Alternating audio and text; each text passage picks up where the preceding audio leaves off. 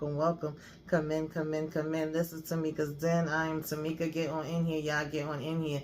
Kick off your shoes and relax your feet. You are now in the den. So, guys, we are here for Love After Lockup.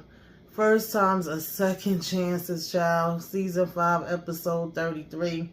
Baby, listen, honey, we are having all of these people, they getting their men coming out, okay? They getting to see them, to meet and greet them, to kiss them, to hug them and rub them and all of the things. Hope is mad because Arthur actually rather have a triangle in the middle of his damn head than get a freaking tattoo with her name on it, okay? That tells you everything that you need to know. Julian and Christine are rekindling their romance, and baby, it was too much for me, okay? TMI, we didn't need to know all of that, and the damn cat was like, meow, I don't want to know it either, bitch, okay? She over here talking about some, ooh, baby, I like it raw. Hey, baby, I like it raw. And we was like, no, ma'am, okay? No, ma'am, no ham, no Sam. On top of that, she talking about, I told my mama I was out here back on drugs and my mama took my damn kids. That wasn't helping. I needed somebody to help. And I'm like, cue up the damn crickets and me looking at her like this. Because, bitch, that was the damn help, girl, okay? Let's not play games here. Now, Kim is waiting for Joey to be released. And Kim over here talking about he a liar, he a cheater, he a downright daggone deceiver, okay? A dog, the filth of the scum of the earth. But yet, honey, okay, he cheated on everybody he ever been with. And by the way, yeah, I helped cheat with him too on my damn cousin. But I'm expecting him to be different. And I want to put a tracker on his phone. Girl, make it make damn sense. Now, Zora wanted to know, honey, do you got what I need? Are you working with what I got? Okay, she worried about finding out her husband's size. And in the meantime, baby, done made this daggone bath up. We over here with these goddamn Burger King freaking crowns, okay? And listen, one thing I'm going to say is I'm happy to see people washing their ass, okay? Because I'm always complaining about that. So I don't give a damn. Yes, take a shower, take a bath, wash up. She had the carpet steam. The steamer carpet cleaner. I said, girl, go ahead. I ain't even mad at it in this daggone case. And Shanta and True, baby, these are two kids, two immature damn individuals that don't know how to freaking communicate, the both of them, okay? Not just daggone True, for completely different reasons. And honey, baby, we ain't got it to do. But we gonna go ahead and talk about this daggone episode. She was mad because he was out in the streets with his damn sister. He don't want to follow no rules because he say he been following them this whole time in his daggone when he was in jail, and he ain't got nobody being his freaking mama. And I said, boy, child, he gonna be right back in there soon, y'all. It won't be a shock to me. But let's go ahead and talk about it, y'all. Take it from the top. You know how we do. Girl, who should we start with? I would say let's just start with Julian and Christine. We gonna go from less to more. To be honest, this ain't gonna be a long recap because I really don't feel like too many of these people have much going on in this episode. Julian and Christine, we see that they seem like they vibing together. The last time that they got to sleep together was 8 months ago before she went back in. We get in this backstory of how she got 2 kids because she have twins and apparently haven't seen them in 8 years. That's a long time.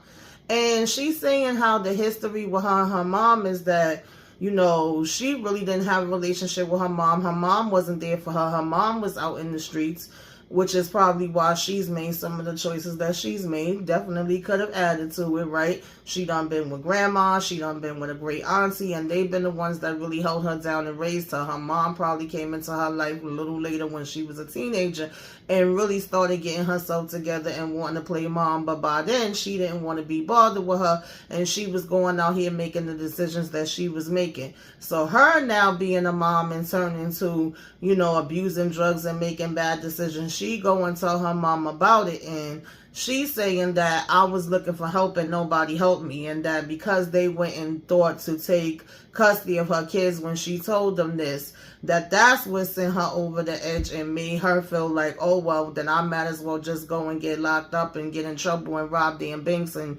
do all of these other things that I was out here doing because of the fact of the mother taking care of the kids and that she don't have nobody there for her and there's not no help. And I'm just like, huh? Girl, that was the help. Like, I just was was giving you credit last week, saying that at least you was keeping it real and putting your stuff out there as to what, you know, you was doing in these streets. But you're not keeping it real with yourself or us by sitting there trying to put the blame that your kids got taken away from you when you was out here doing things that you shouldn't have been doing. Like, that was the help. How do you not see that? And how does you know, even Julian not to see that? He over here talking about some, oh yeah, you know, so you just go to court and that's gonna fix it. Once you get that done, we will be able to move on. And that is just messiness, you know, that was in the mix or whatever the case may be, and bad decisions or whatever, but we gonna get it back on track. And at the end of the day, I'm here for you, you know. And she's saying what she would do if she didn't have him, and how lucky she is to have him, and how, you know, what a big difference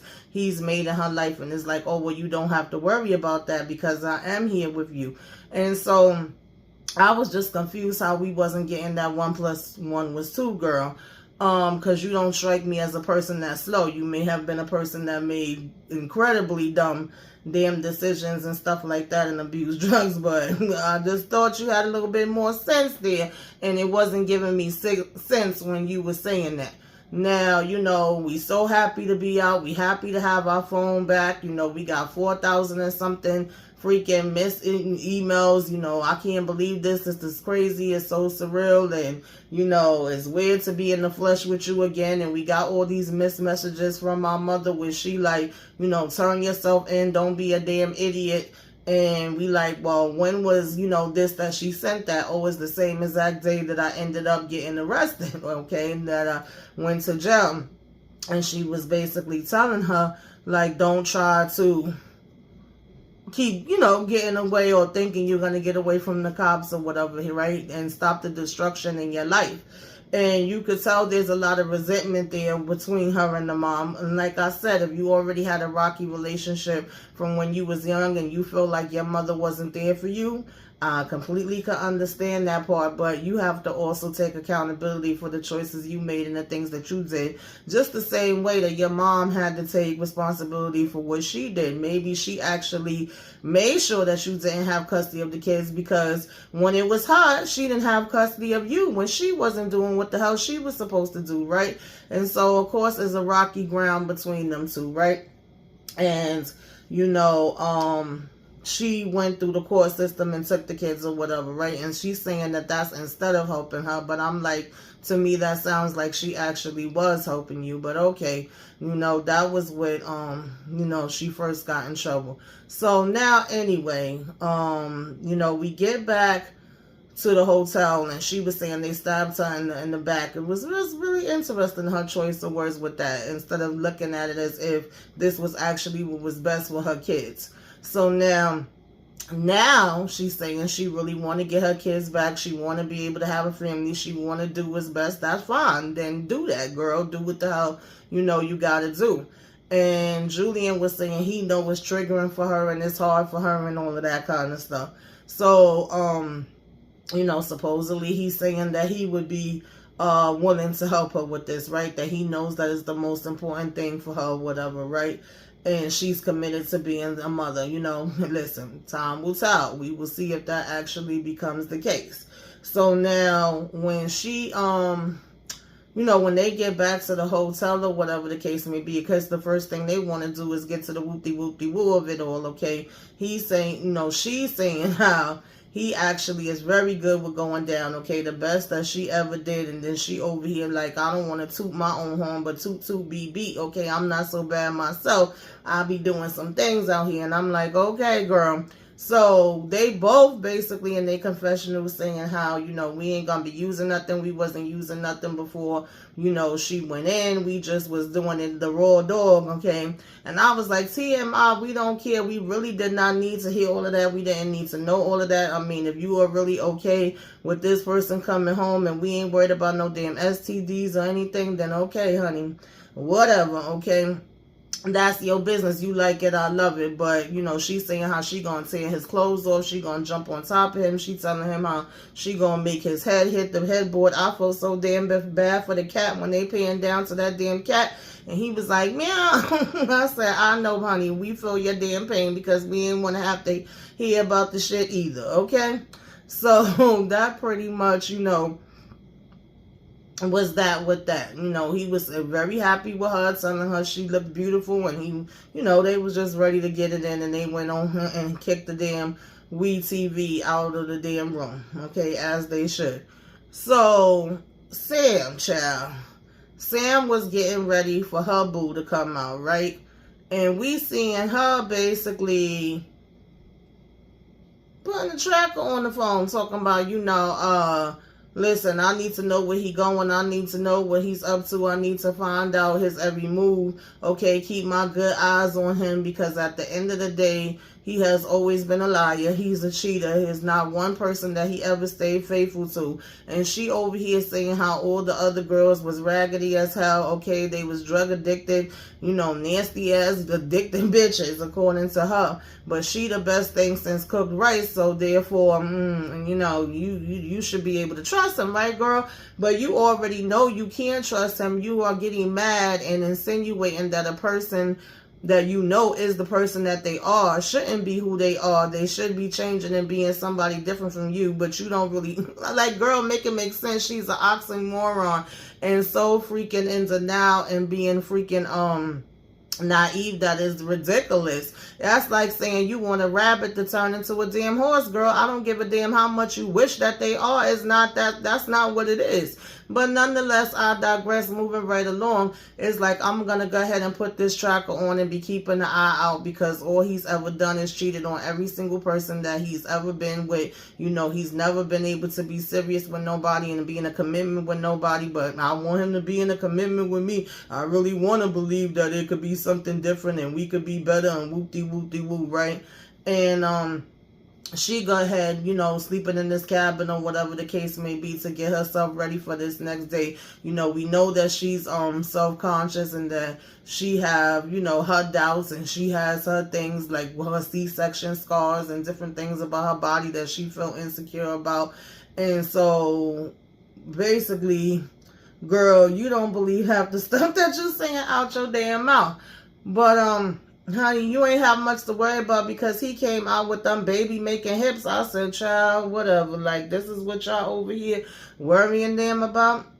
But nonetheless, you know, of course she had to, you know, go to sleep so she could be up at 3:30 in the morning. And she woke up throwing up with her nerves real bad, you know, nervous about this day getting started and seeing him and everything like that, and was really having a hard time getting herself together. She didn't want to think about it. She was trying to push it out her mind and, you know, gather herself and be like, listen, this is my chance and I gotta go and do what I gotta do, and hopefully Joey ain't gonna come back out and, you know, be in the street life, and how she gotta make herself be able to trust him and know that she making the right call and the right decision with being with him, right?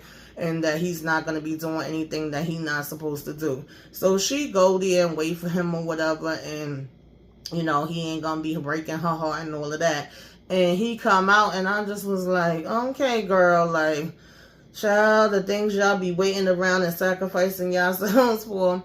So, of course, since he been locked up in there so long, he wasn't familiar with how to use the phone. She over here telling him, do he want to call, you know, his mama or whatever, and do he want to do, like, the FaceTime? And he like, how you do it? Because the last time that he actually had an iPhone was, like, when they was, like, up to 4 or 5, you know, he, like, what, they up to, like, 14, 15 now, and she teaching him how to do that, and they saying hi to, you know, the kids and to mom, and she's saying, oh, y'all look so cute, y'all look so good together. I said, mama probably was saying that to the damn cousin and every other woman that he done been around, but okay.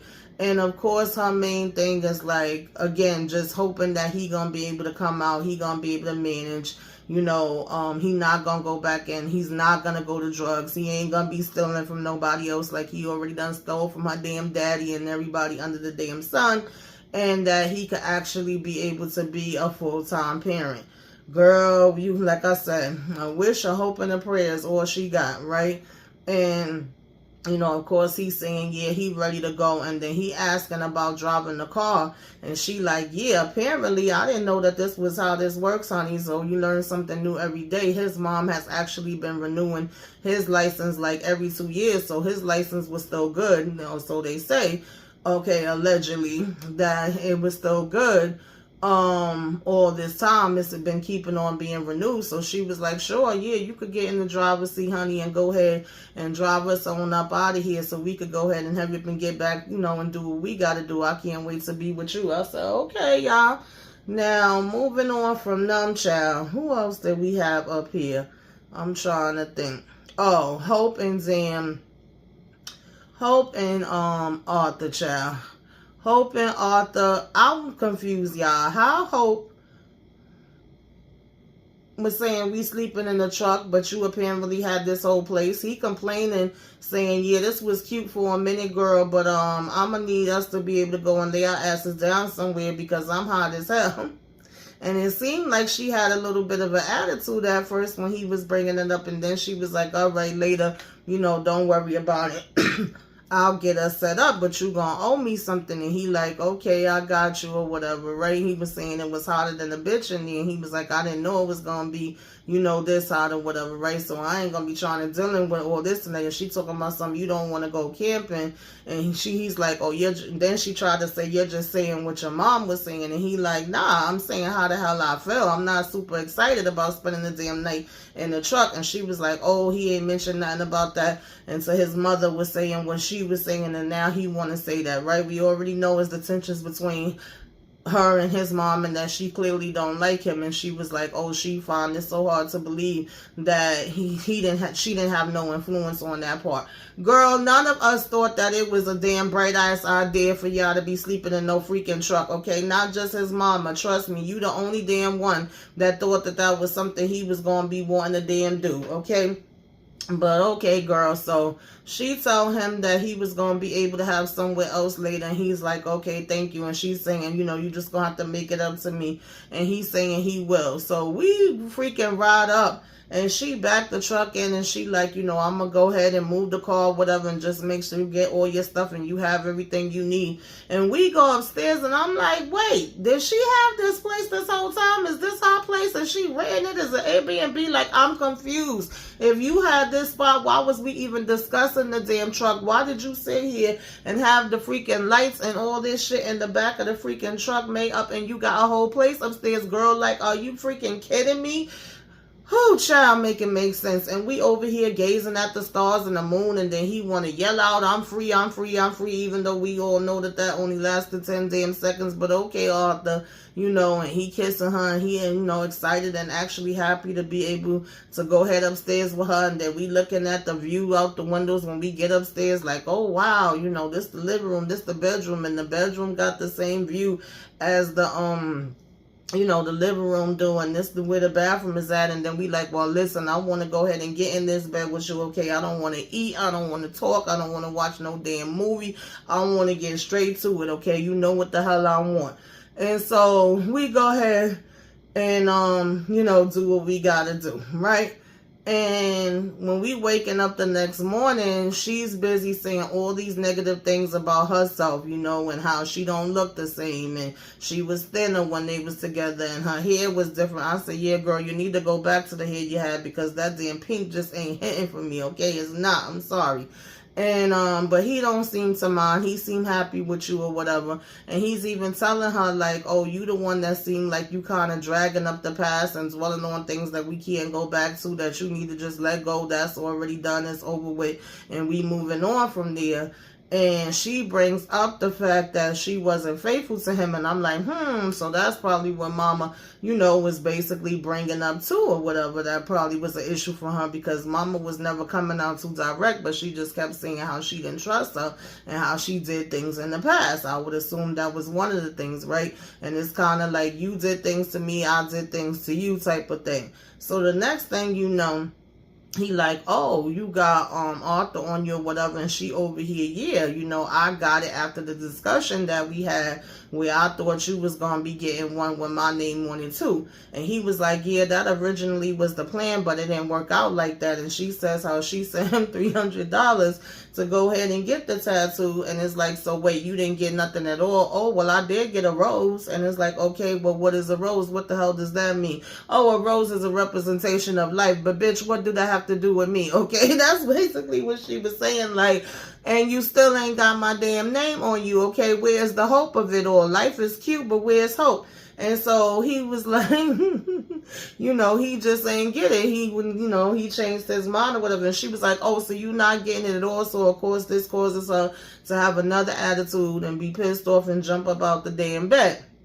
Now, I mean, I can't be mad at her for being mad, but at the end of the day, girl, you was dumb for sending him the $300. You was dumb for sending him $20,000, $30,000, $40,000. You know, I mean, this is the stuff that y'all set yourselves up to do. Now, why he didn't go in with a triangle on his head but thought it was a good idea to get a damn triangle but have a problem with getting hope, only he knows. But obviously, that's already damn flag number one, letting you know that he ain't trying to have your name on him damn permanently. And your dumb ass shouldn't have been going putting his name on you permanently. But that was a choice that you made too, girl. So go ahead and deal with it. I mean, I can't feel you, you know, but so bad for you with that. Now, we go in the kitchen and we cooking or whatever, and, you know, we still conversating in there, and he's texting on his phone, and it's like, well, who are you texting on your phone or whatever? And he's saying that, you know, he's texting with his mom, and it's like, oh, what you got planned with her? How long are you going to be there with her? Well, I'm going to hang out with her for a little bit. Obviously,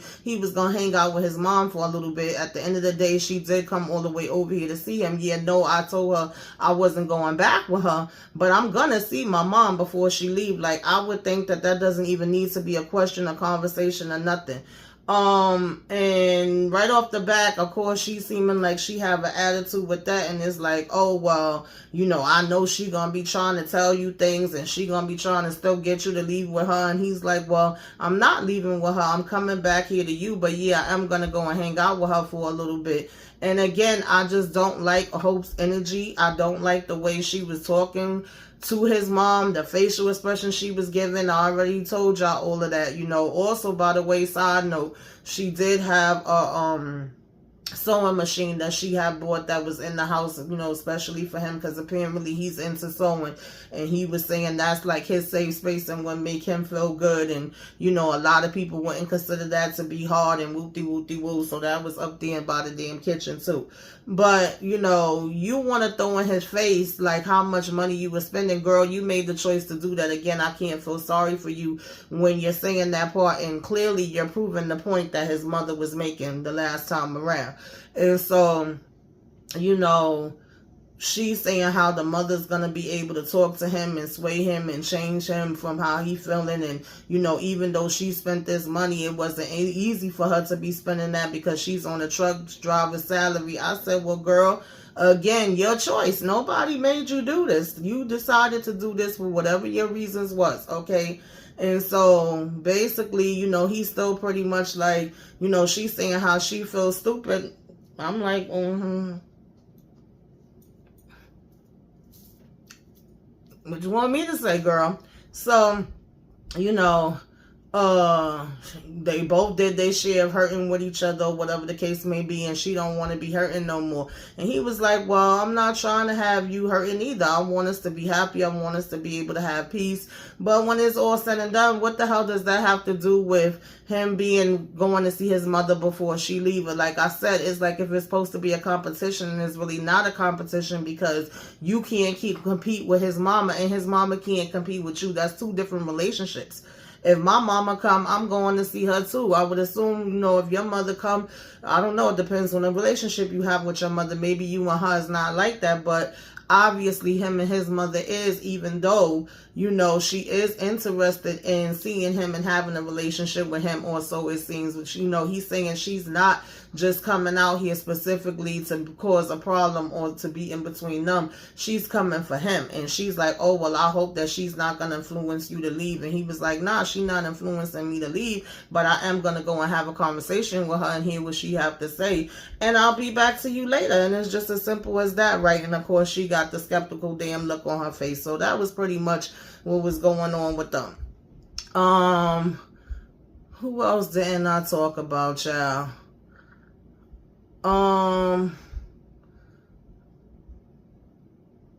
Leticia, because there really wasn't much going on with her, and every time I see Leticia on the screen, child, I don't like violence, but I really do be wanting to slap her because she just make me annoyed. Because she was having this family meeting, she was getting this massage, and she really wanted to have a family meeting to bring his family, his father, his stepmother, and some of his siblings, whoever can make it. And his one sister that apparently don't like her, who she said been spreading lies about her, who's a hater, okay, that she wanted to let them know that he was getting out early. And he was like, oh, I think that would be a good idea, sure. So they all come over. She don't order pizzas, and her little daughter, of course, is just jumping around, you know, like a little rabbit or whatever, and excited, in a good mood. Meanwhile, her oldest daughter is dragging through, looking miserable, like, why do I have to come out here and hug these people and say hi?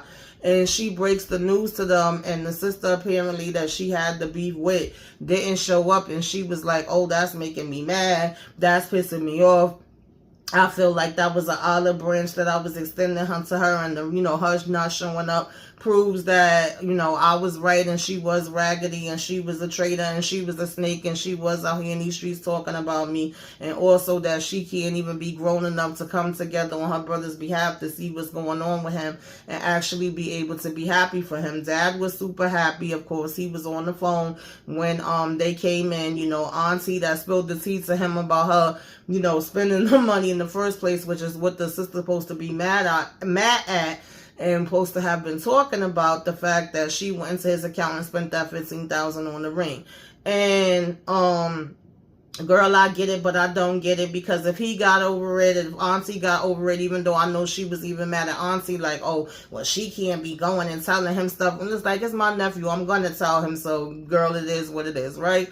And daddy was happy that he was coming home and was saying he always gonna be the baby. Now, the one thing I don't agree with the sister with is she over here talking about my brother too good for you. As much as I think Leticia is dumb as hell, you know, I don't know about your brother being too good for her. That remains to be seen. And on the flip side of that, you know, Leticia, you over here talking about some damn, you know, she a hater. Well, in this case, I think I'd rather hate her than somebody that is completely ignoring their damn daughter, who does not want a man to be coming in their damn house, but you still in here still trying to bring them. I find it so hard to really see you as this smart businesswoman when you was ready to risk your business by making him a damn partner when you didn't know him and he was coming out of jail, child. The walking contradictions that really all of you are. But the family was happy. You know, the sister was saying she didn't see him long time. Stepmother like, oh, this is going to be great. You know, we happy. For a minute there, they thought he was about to walk through the door now.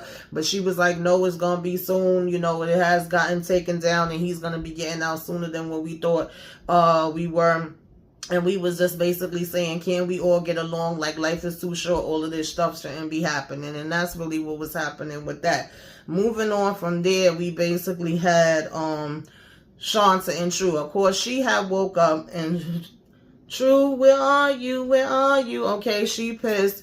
And it was as simple as True could have left a note. He could have told her before he was leaving. Even though with Shanta, she probably wouldn't just let it be that simple. Like, yo, I'm going to hang out with my sister, right?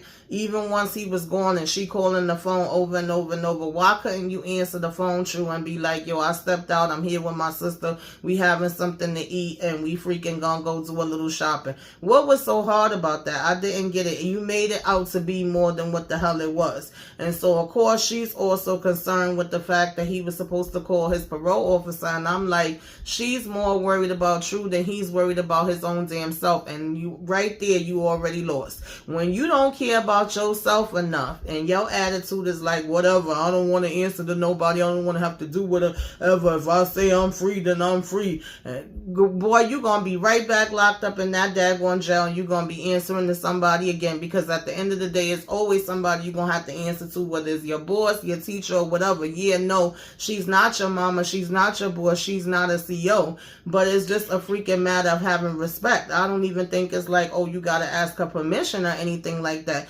And when he sat down to talk with the sister to me kind of like, she already off the bat wanted it to be something wrong between them. She didn't really, it kind of felt like she didn't want him to have nothing positive to say about Shanta. When he was just like, she alright, it's like, oh, well, keep it real with me, tell me. And when he wasn't really saying nothing bad, maybe it was just me, but it felt like she was still kind of wanting it to be something more bad. And the things he was complaining about, it really wasn't nothing too drastic. The most he was saying was like, oh, she's a homebody. You know, she's really an introvert. She don't like being out. And he was like, you see how we looking in each other's eyes when we talking? She'll like look off and things of that nature. And we know that that's because of her insecurities, and probably because, you know, she had that attack before the SA, and I'm sure that has an impact on her and all of that kind of stuff. And so they do both have to get used to each other. They are both strangers now. The fact that she was like, you know, oh, well, the sex was so good, you know, and then he got up and just left, and he tried to lie and tell us that he was in there for 3 hours doing it. I was like, boy, bye. Okay, I think he the third person that's been on Love After Lockup. We heard tell that damn lie. But, you know, he's saying how he liked to go out, and we see in a clip of where he kept being like, oh, are we going to the casino? Are we going to the mall? And she pretty much was like, hell no, we ain't going there, right? And we also, of course, he don't know that part. We know, though, that she ain't got no damn money like that, and she literally holding on to her savings because she ain't working. So I'm sure that's a stress for her. So when he's saying she be snapping and having a damn attitude, I would be snapping too. But you can't snap and blame somebody for something that they don't know either, Shanta. Both of y'all communications is horrible in my opinion, but I did not get why he couldn't just come out and be like, yo, I'm with my sis. And that would have cut all of that. She over here calling, texting, and you just looking at the damn phone. Meanwhile, you munching it up and you having lunch with your sister, and you like, yeah, you know, she done bought him a chain, and he's saying the shopping he want to do. And the only smart thing that I did hear him say is that he wanted to hurry up and get his birth certificate and social security card so he could go see about a damn job. But when you was in that damn car, you also was bringing up to your sister like, oh, what's up with your friend? Well, how's she doing? I never did get that picture from her. And the sister was basically like, So now when he do get back to the house and his sister drop him off, she like, you know, basically in there with an attitude. And he like, what's wrong with you? What do you got an attitude about? Are you annoyed? You seem mad about something. You already know that she mad because you wasn't answering the darn phone. But then Shanta, you gonna sit here and play dumb too and be like, ain't nothing. It's all good. I'm just feeling annoyed. And he's like, well, girl, I just finished asking you 5 minutes ago if you felt damn annoyed. Like, speak up. You don't be speaking for yourself.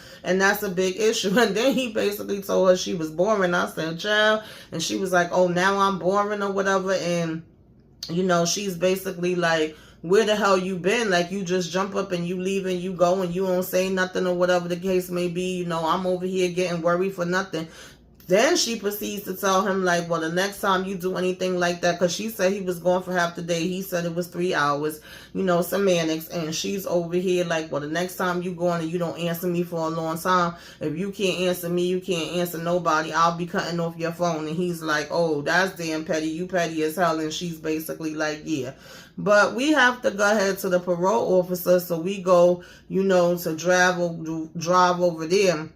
And she was like, damn, and you come back with food and you over here smacking on it. Stop smacking. That's mad rude. And she was like, you ain't even bring me back no damn food. You didn't think I would be hungry. Now that part I probably really would have been pissed off about. I ain't even gonna lie. So we go, and because he was, you know, supposedly claiming that the clothes that Shanta bought him wasn't the right size, and that he left the bags, the shopping that he did do with his sister in the sister's car. And he does call the sister to confirm that he was with her and what exactly that they did or whatever. And she was saying she have brothers and that they not married. It's different when it's a marriage. So therefore, Shanta, because you would do certain things for your brother, you kind of told on yourself, dear girl, then you would think that his sister is doing it for him. Now, y'all go to drive to the parole officer. The parole officer apparently is not there, but he was like, they said for him to keep calling. And he like, oh no, I'm not going to keep calling. Bump that or whatever. And so she gets frustrated with that part again. And she's like, he just want to do what he want to do and say what he want to say. And he's so dumb. I really got with a damn idiot. I don't know what the hell I was thinking about. And she's saying, give her a minute. And she get out the car and go walking. And of course, he's proceeding to say, I'm not going to be sitting here living my life, you know, answering to everybody and following everything and having her getting an attitude with me too much. You know, he's saying how her attitude got to change. But I'm like, what got to change about you? So, child, that was that with them. I don't know, baby. They a hot damn mess, okay? Because Shanta, you really didn't think about none of this before this. So, again, I don't know why I'm supposed to feel sorry for you, girl. Now, last one, Zora, child. Zora, listen, Zora is nuttier than a damn fruitcake, but I do like her parents. Her parents was very positive. You know, when her man came out, they said a daggone prayer before they left, and then they was like, the only one that should be in your relationship is you, your husband, and God. I said, I know that's right, parents. Come on, baby. But in this case, y'all might just be wanting to stick around, too. So, you know, they go ahead to drive home, and she telling him all the stuff that she got planned for him. We can't wait. Of course, she taking out this damn crown, putting it on, you know, telling him he the damn king and she the queen, and he's showing her the little money bouquet he got for her. He like, oh, this so cute, this so nice, thank you, baby. You know, we surprising him. We got the bed laid out with the roses and the balloons and the streamers. You know, I love you. We taking him into the bathroom, and not only are we ready and, you know, making up this damn bubble bath for him, but we got the steamer. He had me cracking up when he was like, you know, that's cute, that seemed cool or whatever, but it's shaped like a vagina, and it's very much giving me that it's for a vagina, but she trying to have me sit on there and steam my stuff. But at this point, he wanted, so he gonna do whatever the hell he gotta do to get it. That's what it gave me, okay? He was like, if that's what you want, oh, yes, ma'am, okay? And then he went ahead and got in the bath, and, you know, of course, the ultimate thing that she really wanted to see was whether he was going to be big enough for her or not. And apparently he was, because she didn't have no complaints. She was saying they had good sex, and, you know, God crafted him right and his body was right and all of that. Because I forgot, I think, to mention that at first she was over here talking about if the penis wasn't good enough, she was going to be getting him a damn penis enlargement, child. She was already making plans. Okay, girl, so... you know, he seemed to be real happy with the way that she set up the place. And right now it's just all love, kisses, rainbows. You know, we just now getting around each other. So we didn't really get a chance to get into nothing too deep with them. It was just him taking in all, you know, everything that she did for him so far. She, you know, he's saying she beautiful. He's saying he handsome. We saying I love you. You love me. We a happy family. You know, I'm finally home, babe. And we've been anticipating this for a real long time. But at one point when he saw that steamer, he sure enough was like, damn it, I don't know, okay, what the hell did I get into? He knows she damn nutty too. So then that tiny ass damn tub that he was in, I said, girl, they didn't have no hotel room that had a bigger tub than that. I felt bad for him. That looked like it was for a little damn baby, okay? And mind y'all, I kept saying that that was her son that was driving with them last week, but that was actually her brother. My bad, y'all. Sometimes I be getting so hyped up into this stuff. But y'all got the point, and y'all knew what I was talking about. And I did appreciate that. We was like, yes, cleanliness is next to godliness, and we need to make sure we get all that damn gel off of you, and you are cleaned. I wasn't mad at her for that part at all. And she over here, do you feel the steam? Is it cleaning you? And I done put herbs in there, baby. I said, child, not the herbs. So... you know, and him saying that was literally in the shape of the vagina, that part did have me cracking up. But, you know, they was able to go ahead and, you know, he was taking his bath. I said, girl, it ain't even big enough for you to get in the damn bath with him, right? And then she came out and put his little Burger King crown on his damn head, child. It could only fit in this section, like where my damn bun is. But he was smiling and happy. Like I said, he ain't complaining about one thing. He was like, if this what I gotta do, this what I'm gonna do. I ain't even mad at it, boo. Okay? So, you know, that was just basically what she was dying and waiting for, right? And it was like, hey, I pray so hard to God that he ain't gonna be disappointing me, and he gonna have, you know, when I'm working, what I want to be working with, right? So that was basically what was happening, y'all. But y'all tell me what y'all thought about this episode, honey. What you liked, what you didn't like. Is there any couple out of all these couples that you feel like they the first ones that's gonna break up?